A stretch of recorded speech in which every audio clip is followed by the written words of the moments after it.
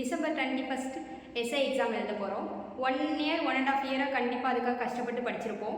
ஒரு சில தவறுகளால் இன்னமும் நம்மளால் சைன் பண்ண முடியாமல் இருக்கோம். நான் சொல்கிற சில தவறுகளை நீங்கள் ஸ்கிப் பண்ணிங்கன்னா கண்டிப்பாக இந்த டைம் எக்ஸாம் ட்ராக் பண்ணிட முடியும்.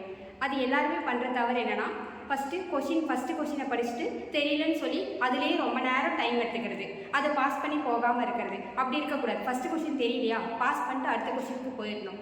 செகண்ட் தப்பு என்னென்னா, ஒரு கொஷினை படிச்சுட்டு தெரியலனா ஒரு கேப் விட்டுட்டு அடுத்த கொஷின் படிச்சுட்டு அதுக்கான ஆன்சர் எடுத்து போய் ஃபஸ்ட்டு கொஷின்லேயே சேட் பண்ணிட வேண்டியது.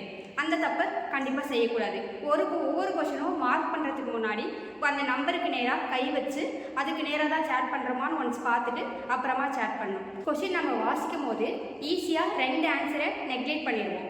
மீதி இருக்கிற 2 ஆன்சரில் தான் இதுவா அதுவா நமக்கு டவுட் வரும். அந்த மாதிரி இருக்க கொஷினை விட்டுட்டு இன்னொரு 4-5 கொஷின் ஆன்சர் பண்ணிட்டு வரும்போது கண்டிப்பாக அந்த கொஷினுக்கான ஆன்சர் நமக்கு ஞாபகத்துக்கு வரும். அப்போ போயிட்டு அந்த கொஷினுக்கான ஆன்சரை மார்க் பண்ணிக்கலாம்.